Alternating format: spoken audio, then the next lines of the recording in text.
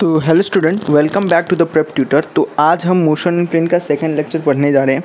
ठीक है, इस लेक्चर में हम बेसिकली ग्राफ्स के ऊपर बात करेंगे कि ग्राफ्स कैसे काम करती है। ठीक है, तो सबसे पहले जो हम ग्राफ्स पढ़ेंगे, ठीक है, वो अपना ग्राफ्स है पोजीशन टाइम ग्राफ। ठीक है, वो जो अपना ग्राफ है वो है पोजीशन टाइम ग्राफ। ठीक है, बेसिकली ग्राफ को कर्व भी बोलते हैं। जब मैं बोलूँ कि पोजीशन टाइम ग्राफ या फिर पोजीशन टाइम कर्व, ठीक है, तो मतलब दोनों का एक ही चीज़ होता है, कुछ ज़्यादा अलग नहीं है। ठीक है, मैं यहाँ पर पोजीशन टाइम कर्व को एस लेके सॉल्व किया हूँ। ठीक है, क्योंकि एस ज़्यादा रिलेवेंट है, क्योंकि अपने टेक्स्ट बुक में अगर अपन टेक्स्ट बुक से रिवीजन करने के लिए बैठेंगे, ठीक है, तो वहाँ पे अपने से एस में डील किया गया, इसके लिए मैं यहाँ पे तुम लोग को एस में बता रहा हूँ।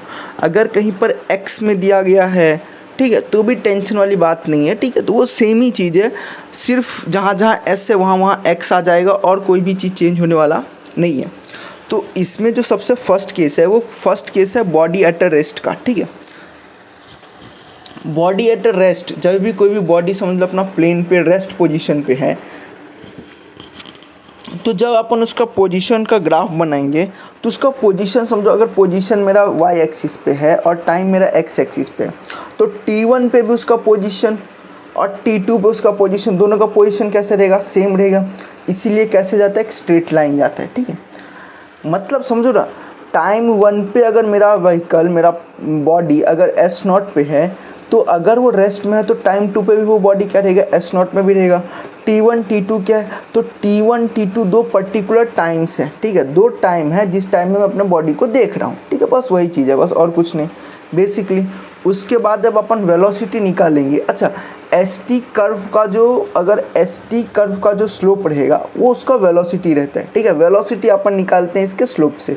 ठीक है, इसका जो स्लोप रहेगा वही वेलोसिटी रहेगा। बेसिकली स्लोप कुछ भी नहीं होता है, स्लोप अपना tan एंगल थीटा रहता है। ठीक है, tan एंगल थीटा, जब भी tan आए समझ लेना टेंजेंट है। tan मतलब क्या, टेंजेंट है। तो जैसे ये मैं तुम लोग बहुत अच्छे से, मैं इसलिए पहले सारे ग्राफ्स बना लिया। अगर मैं ये ग्राफ देखोगे तुम लोग, तो यहाँ पर मैंने क्या किया है, एक टेंजेंट ड्रॉ किया है इस कर्व को छूते हुए। जो कर्व है ना, इस कर्व को छूते हुए मैंने क्या किया, एक टेंजेंट ड्रॉ किया।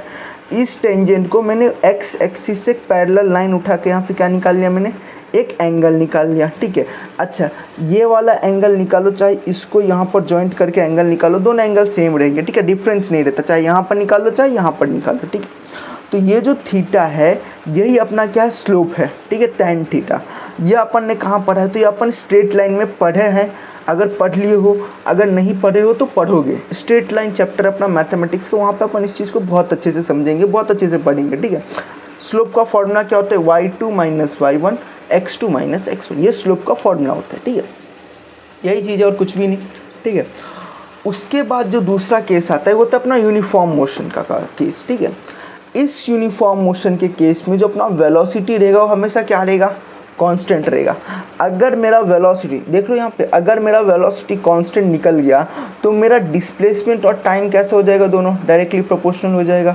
या फिर मैं एक चीज़ बोलूँ कि अगर वेलोसिटी मेरा 1 हो गया, 1 मीटर पर सेकेंड का, तो मेरा डिस्प्लेसमेंट और टाइम कैसे होगा, सेम रहेगा। ठीक है, मतलब T1 पे मेरा S सेम रहेगा, T2 पे मेरा S सेम रहेगा, T3 पे मेरा S कैसे रहेगा, सेम रहेगा। इसमें मतलब क्या होता है कि जो व्हीकल होता है वो डिफरेंट टाइम्स पीरियड में एक सेम स्पीड को, मतलब एक सेम डिस्टेंस को कवर करता है। ठीक है, ये S है जो डिस्टेंस है। ठीक है, बहुत लोग इसको डिस्प्लेसमेंट बोलेंगे, नो प्रॉब्लम, अपन स्ट्रेट लाइन में पढ़ रहे हैं। ठीक है, तो स्ट्रेट लाइन में डिस्टेंस और डिस्प्लेसमेंट सब एक ही चीज़ होता है। ठीक है, दूसरा जो कर्व होता है अपना, इसके नीचे कुछ थ्योरी है वही पढ़ लेते हैं। तो क्या बोला है कि slope equal to v equal to constant, मतलब इस कर्व का जो स्लोप रहेगा वही अपना क्या रहेगा, वेलोसिटी रहेगा। एज यूजुअल अपन यहाँ पर भी पढ़े। ठीक है, इसका वेलोसिटी कांस्टेंट है, इसी के लिए ये यूनिफॉर्म मोशन है। कॉमन सी बात है, अगर वेलोसिटी कांस्टेंट है, ठीक है, तो इस ST ग्राफ के अंदर का जो एरिया रहेगा, एरिया जब भी बात करूं तो अपन ने कैलकुलस जो पार्ट लिया था अपन ने वेक्टर में, तो वहाँ पर मैं जब भी अपन में एरिया की बात करूँ तो वहाँ पर समझ लेना इंटीग्रेशन। ठीक है, जब मैं स्लोप्स की बात करूँ तो समझ लेना डेरिवेटिव। ठीक है, अगर मैं समझो ना, अगर d/dx लिखूँ, देखो यहाँ पर लिखा है मैंने v इक्वल टू ds/dt, तो ये क्या है, ये स्लोप है किसका, ST कर्व का। ds/dt का ये क्या है, स्लोप बनेगा, वो क्या रहेगा, v रहेगा। ठीक है, अगर मैं एरिया पूछ लूँ तो ये डी एस डी टी का क्या रहेगा, वो इंटीग्रेशन रहेगा, ठीक है, ये बात याद रखना, ठीक है। अब हाँ, अब दूसरा तीसरा जो केस है अपने पास वो यूनिफॉर्मली एक्सलरेटेड मोशन, ठीक है। यूनिफॉर्मली एक्सलरेटेड मोशन में अपना वेलोसिटी कांस्टेंट रहता है, इतना बात याद रखना, ठीक है। इसके अंदर इनिशियल वेलोसिटी 0 है। बेसिकली ग्राफ से ये सिर्फ अपने को याद करना है और कुछ नहीं है इसमें, ठीक है। मैं तुम लोगों को बस थियोरी पार्ट है, याद करना है बस अपने को, और कुछ नहीं, ठीक है। यूनिफॉर्मली एक्सलरेटेड मोशन कंडीशन दिया है क्या, इनिशियल वेलोसिटी अपना 0 है, अपना इनिशियल पोजीशन 0 है, टाइम अपना इनिशियल क्या है 0 है। इस पोजीशन में जो ग्राफ बनेगा वो कुछ वाइड बनेगा ऐसा, ठीक है। 0 से स्टार्ट हो रहा है तो इनिशियली इसको स्पीड में आने के लिए ज़्यादा टाइम लगेगा, इसलिए ग्राफ क्या बन रहा है, वाइड बन रहा है। समझो ना, प्रैक्टिकली देखो ना, अगर कोई भी बॉडी अगर 0 से स्टार्ट हो रहा है तो वो स्पीड पकड़ने के लिए टाइम लेती है। अपन रेलवे ट्रैक्स पे ट्रेन को देखे हैं, अपन अपने कार को देखे हैं, बाइक्स को देखे हैं, अपन जानते हैं अगर अपन 0 से स्टार्ट कर रहे हैं तो उसको स्पीड देने के लिए अपने क्या लगेगा, टाइम रहेगा। लेकिन अगर वही 50 से 100 में पहुंचाना है तो उतना ज़्यादा टाइम नहीं लगता है, ठीक है, क्योंकि वो ऑलरेडी स्पीड में इसके लिए, ठीक है। तो इस कंडीशन में जो मोशन का फॉर्मूला रहेगा और s equal to half a t square, ठीक है। ये सब क्या, ये इक्वेशन है किसके, मोशंस के, ठीक है। ये इक्वेशन है मोशन का, किसके लिए, डिस्प्लेसमेंट के लिए, इतना याद रखना, ठीक है। केस 4 अपना क्या बोल रहा है, यूनिफॉर्मली एक्सलरेटेड मोशन। इस कंडीशन क्या है, देखो इनिशियल वेलोसिटी अपना 0 नहीं है लेकिन डिस्प्लेसमेंट 0 है, मतलब ये डिस्टेंस 0 है और टाइम भी 0। जब ये डिस्टेंस बोलूँ तो पोजीशन क्या है 0 है और टाइम क्या है 0 है। तो जब 0 के पोजीशन पे स्टार्ट, याद रख रहा है इनिशियल वेलोसिटी क्या है 0 नहीं है, इसके लिए इसका ग्राफ कैसा आता है, नैरो आता है, ठीक है। क्यों, क्योंकि इनिशियली इसके पास वो फोर्सेस है जिसकी वजह से ये फटाक से ऊपर जा सकता है। इसके लिए इस कंडीशन में क्या होता है, इस कंडीशन का फॉर्मूला क्या है, s equal to u t plus half a t square, ठीक है। क्या बोल रहा है, slope gradually goes on increasing. क्यों, क्योंकि इनिशियली इसके पास वो चीज़ है जो इसके पास नहीं थी, ठीक है। केस 5 है अपना यूनिफॉर्मली रिटार्डेड मोशन। केस 5 की अपने पास यूनिफॉर्मली रिटार्डेड मोशन। इस कंडीशन में क्या होता है, देखो अगर समझ इसमें रैंडमली मैंने एक कर्व बनाया है, ठीक है, ये रैंडमली मेरे पास एक कर्व है, ठीक है। इस कर्व में क्या होगा कि जैसे जैसे मतलब स्लोप कम होगा, देखो ये एस टी कर्व है, ये बात याद रखना, ये वी टी कर्व नहीं है, ये एस टी कर्व है। अगर रिटायर्ड भी हो रहा है गाड़ी, अगर स्टॉप भी हो रहा है तो स्टॉप होते होते भी कुछ तो पोजीशन कवर करेगी, इसके लिए ये इंक्रीज़ हो रहा है। अगर वेलोसिटी टाइम ग्राफ रहती थी तो ये डिक्रीज़ होती थी, इतना क्लियर हुआ। ये इंक्रीज़ क्यों हो रहा है वो क्लियर हुआ। चलो आगे देखते हैं। अगर टाइम 1 और S1 पे मैं अपना एंगल देखूँ तो ये एंगल मेरा क्या है, थीटा क्या है, बड़ा एंगल है। कॉमन देख लो ना, थीटा क्या है मेरे पास, बड़ा एंगल। बेसिकली थीटा नहीं, मैं इसको थीटा 1 डालता हूँ, ठीक है। मैं इसको थीटा नहीं, थीटा 1 डाल देता हूँ, इसको मैं थीटा 2 डाल देता हूँ, ठीक है, क्योंकि थीटा सेम नहीं है, ठीक है। चलो थीटा 2 कॉमा थीटा 1, ठीक है। चलो देखो क्या, ये थीटा 1 और ये थीटा 2 में बड़ा कौन सा है, थीटा 1 बड़ा है। मतलब क्या, मेरा टाइम 1 पे स्लोप बड़ा था, टाइम 2 जाते जाते स्लोप छोटे होते जा रहा है। इसका मतलब क्या हो रहा है, मेरा वेलोसिटी कम होते होते जा रहा है। अगर मेरा वेलोसिटी कम हो रहा है तो मेरा एक्सेलरेशन क्या रहेगा, नेगेटिव रहेगा। इसके लिए इसको यूनिफॉर्मली रिटार्डेड मतलब नेगेटिव एक्सेलरेशन, इतना याद रखना, ठीक है। अब केस 6 कुछ नहीं है, जो केस 2, 3, 4 अपन ने पढ़ा है ना, इसमें अपन ना इनिशियल पोजीशन क्या था, 0 था। देखो 0 था, यहाँ पर भी 0 है, इस पोजीशन पे भी अपना एस क्या है 0 है। अब इस 6वें कंडीशन में क्या बोल रहा है कि इस टाइम में अपना इनिशियल पोजीशन एक पोजीशन है S0, ठीक है। जब भी ये S0 आएगा तो जो अपना फंडामेंटल काइनेमेटिक का इक्वेशन है, जैसे S equal to v t, तो इस S में अपने को S0 माइनस करना पड़ेगा, S माइनस S0, और यही माइनस S0 जब इस तरफ जाता है तो प्लस में S0 बन जाता है, और बन जाता है equation S equal to S0 plus v t, ठीक है। तो ये S0 आया कहाँ से, वो जानते हो, ये आता कहाँ से जानते हो, ये S minus S0 equal to v t रहता है, ठीक है। ये वी टी, ये सफिक्स में नहीं है, डायरेक्ट वी टी है, ठीक है। ये S0 इक्वल टू के इस तरफ है, उस तरफ जाएगा प्लस बन जाएगा, प्लस में आ गया वी टी, समझ रहे हो, इसके लिए, ठीक है। सेम यहाँ पर भी S minus S0 equal to half a t square, S0 उस तरफ जाएगा, बन जाएगा क्या, प्लस S0, ठीक है। ये बीच में इक्वल टू का साइन है, ठीक है। तीसरा ग्राफ सेम वही S0 minus S0 you t plus half a t square, S0 उस तरफ जाएगा, ये बन जाएगा, ठीक है। और यहाँ पर बेसिकली स्लोप का डिफाइन लिखा गया क्या है कि v equal to d s by D t equal to slope of s t curve, ठीक है, क्या है slope of s t curve. और यहाँ पर स्लोप क्या है वो बताया गया है, तो slope is nothing but the tan angle of theta which make by the tangent drawn on the curve, ठीक है, जो टेंजेंट अपन कर्व के ऊपर ड्रॉ करेंगे वही एंगल थीटा है, इतना याद रखना, ठीक है। और जितना भी अपन ने यहाँ से लेकर ये दो कंडीशन पढ़ा, इसमें वेलोसिटी कांस्टेंट क्यों थी, क्योंकि अगर मैं इसके ऊपर एक थीटा टेंजेंट ड्रॉ भी करूँ तो ये क्या जाएगा, इसके पैरेलल में आ जाएगा, थीटा मुझे कांस्टेंट मिलेगा, ठीक है, एक्स एक्सिस के एंगल में थीटा मुझे क्या मिल जाएगा, एक कांस्टेंट मिल जाएगा। अगर थीटा मेरा कांस्टेंट हुआ तो वेलोसिटी क्या हो जाएगा, कांस्टेंट हो जाएगा, इसके लिए यहाँ पे ये वेलोसिटी कांस्टेंट है।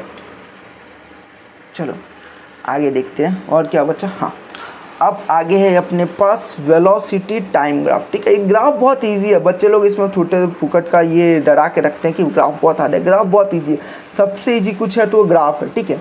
दूसरा अपने पास वेलोसिटी टाइम ग्राफ, ठीक है। अब यहाँ पर अपन किस में डील करेंगे, वेलोसिटी और टाइम पे। हमेशा याद रखना जो फंडामेंटल रहेगा वो हमेशा एक्स एक्सिस पे आएगा, जैसे टाइम फंडामेंटल है इसलिए एक्स एक्सिस पे है, ठीक है। वेलोसिटी डिराइव्ड है, वेरिएबल है, इसके लिए वो किसके ऊपर, उसके ऊपर आता है, ठीक है। चलो पहला केस है अपने पास यहाँ पर यूनिफॉर्म मोशन का। अच्छा, यूनिफॉर्म मोशन के डिफाइन में अपन क्या पढ़ते हैं कि एक्सलरेशन क्या रहता है, जीरो रहता है। एक्सलरेशन जीरो मतलब क्या, वेलोसिटी इंक्रीज नहीं होती है, डिस्प्लेसमेंट भले ही होता है बॉडी का, पोजीशन इंक्रीज होता है, पोजीशन अपना बढ़ता है, लेकिन वेलोसिटी इंक्रीज नहीं होती। इसके लिए यहाँ पर वेलोसिटी क्या आएगा, एक स्ट्रेट लाइन आएगा, ठीक है। केस 2 क्या बोल रहे हैं अपने पास, यूनिफॉर्मली एक्सलरेटेड मोशन, ठीक है। अब इस कंडीशन में अपने को दिया क्या कि u जीरो है, s जीरो और t जीरो है, तीन कंडीशन दे दिया क्या, u जीरो, s जीरो और t जीरो, तीनों कंडीशन। इनिशियल वेलोसिटी जीरो है, इनिशियल पोजीशन जीरो है, इनिशियल टाइम भी क्या है, जीरो है। इस कंडीशन में जो नॉर्मल अपना फॉर्मूला यूज़ होता है a equal to v by t, जो अपन ने पढ़ा था वेक्टर में, मैग्नीट्यूड के फॉर्म में, वही फॉर्मूला से अपन वेलोसिटी का एक फॉर्मूला निकालते v equal to a t. अब इसके अंदर एक सिंपल सा ये बात याद रखना कि इसके अंदर जो एक्सलरेशन रहेगा वो कांस्टेंट रहेगा, क्यों, क्योंकि इसका स्लोप क्या रहेगा, देखो इसका स्लोप क्या रहेगा, थीटा, थीटा क्या रहेगा यहाँ पे, कांस्टेंट रहेगा। अगर मैं यहाँ पर समझ लो ना, मेरे पास स्केल कहाँ गया, ठीक है ये रहा। अगर मैं यहाँ पर समझ लो मैंने एक टेंजेंट ड्रॉ किया, किसके ऊपर, कर्व के ऊपर, तो टेंजेंट क्या होता है, कर्व को छूते हुए जाता है। अगर मैं इसके ऊपर ऐसे करके टेंजेंट ड्रॉ कर दूँ, ठीक है, तो वो क्या हो जाएगा, वो क्या करेगा, इसके ठीक पैरेलल में आ जाएगा, ये जो मेरे पास v का ग्राफ है ये वाले, इसके पैरेलल में आ जाएगा। तो उसका एंगल चाहे मैं यहाँ निकालूँ, यहाँ निकालूँ, यहाँ निकालूँ, हर जगह एंगल उसका थीटा मुझे क्या मिलेगा, सेम मिलेगा। इसके लिए यहाँ पे एक्सेलरेशन क्या है, सेम है, कांस्टेंट है, ठीक है। एक्सेलरेशन कांस्टेंट है, वेलोसिटी टाइम इंटरवल में इंक्रीज नहीं होगी, इसके लिए v हो गया अपना जीरो, ठीक है। यही चीज़ है, इनिशियल वेलोसिटी अपना जीरो रहता है, इतना याद रखना, ठीक है। चलो केस 3 क्या बोल रहा है, यूनिफॉर्मली एक्सलरेटेड मोशन विथ, देखो यही सेम चीज़ है, लेकिन यहाँ पर u इनिशियल वेलोसिटी जीरो नहीं है, इनिशियल वेलोसिटी कुछ तो u है, ठीक है। But s equal to zero and t equal to zero, मतलब क्या s जीरो है, t इक्वल टू जीरो है। वही बात है, v minus u equal to a t रहेगा, ये वाला फॉर्मूला से अपन v minus u equal to a t, तो u उस तरफ गया इसलिए पॉजिटिव में आ गया, ठीक है। तो ये फॉर्मूलाज है जिसके थ्रू में अपन कर्व को निकाल सकते हैं। जैसे देखो अगर अपने को कर्व में v दिया है, u दिया है, टाइम दिया है, एक्सेलरेशन निकालने के लिए बोला तो ये फॉर्मूला लेके अपन इसमें निकाल देंगे, ठीक है। वहाँ पे लिखा रहेगा यूनिफॉर्मली एक्सेलरेटेड मोशन, ठीक है। अच्छा, चौथा केस है अपने पास यूनिफॉर्मली डी एक्सेलरेटेड मोशन, ठीक है। डी एक्सेलरेटेड बोला मतलब क्या, वेलोसिटी क्या होते जाएगा, कम होते जाएगा। अगर मैं t1 पे देखूँ, t1 पे देखूँ तो मेरा एंगल क्या आएगा, ज़्यादा आएगा। t1 पे देखो ना, t1 पे मेरा एंगल क्या आएगा, ज़्यादा आएगा, लेकिन वही t0 पे मेरा एंगल कैसे होते जाएगा, सेम होते जाएगा। मतलब क्या, स्लोप क्या हो रहा है मेरा, सेम हो रहा है। स्लोप क्या हो रहा है मेरा, कम हो रहा है, क्या बोल रहा हूँ मैं भी, स्लोप क्या हो रहा है मेरा, कम होते जा रहा है। जैसे ही मेरा स्लोप कम होते जाएगा मेरा एक्सेलरेशन कम होते जाएगा, एक्सेलरेशन कम हो रहा है उसको अपन रिटार्डेशन कहते हैं, ये बात याद रखना, ठीक है। उसके बाद अपना आता है केस 5वां। केस 5वां क्या है, नॉन यूनिफॉर्मली एक्सेलरेटेड मोशन। इसमें जो मोशन है वो कैसा है, नॉन यूनिफॉर्म है, ठीक है। अच्छा, नॉन यूनिफॉर्मली एक्सेलरेटेड मोशन का ग्राफ ऐसा रहता है, ठीक है। Non uniformly D accelerating motion का ग्राफ ऐसा रहता है, ठीक है। ये दो ग्राफ याद रख लेना कैसे दिखता है, ठीक है। ग्राफ, ये ग्राफ आएगा और पूछा जाएगा कि एक्सेलरेटिंग है, नॉन एक्सेलरेटिंग है, ठीक है। तो ये ग्राफ अपने को याद रखना है, ठीक है। अब कुछ इंपॉर्टेंट फॉर्मूले, ठीक है। फॉर एसटी ग्राफ देखो कुछ फॉर्मूला क्या है, कुछ इंपॉर्टेंट नहीं है। देखो ये क्या चीज़ है, जो अपन ने ग्राफ के इधर लिखा है ना, वही फॉर्मूला यहाँ पर है, ठीक है। वी टी कर्व के अंदर एक्सेलरेशन क्या होता है, D V by D T होता है। ये D V by D T क्या, slope of V T curve है।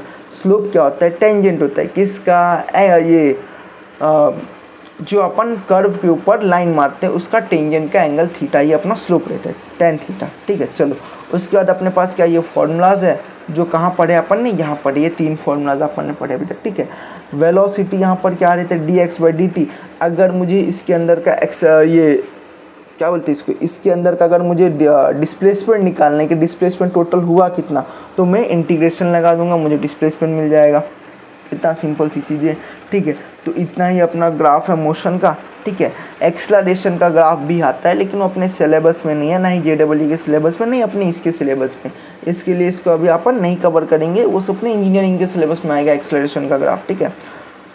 तो अभी अपन जो है आगे में सॉल्व करेंगे ये जो काइनेमेटिक इक्वेशन अपन लिख रहे हैं ना, ut plus half a t square v t, इस सब का प्रूफ अपन देखेंगे। जैसे देखो s equal to v t का प्रूफ अपन ने देखा है एवरेज एक्सेलरेशन इंस्टेंटेनियस एक्सेलरेशन के फॉर्मूले में, लेकिन इसका प्रूफ क्या है, s equal to ut plus half a t square का, इसका क्या प्रूफ है, तो ये प्रूफ अपन करेंगे इसके आगे वाले वीडियोस लेक्चर में। ग्राफ का छोटा सा लेक्चर है, फटाफट से वीडियो को लाइक कर देना, चैनल को सब्सक्राइब कर देना अगर वीडियो पसंद आए तो।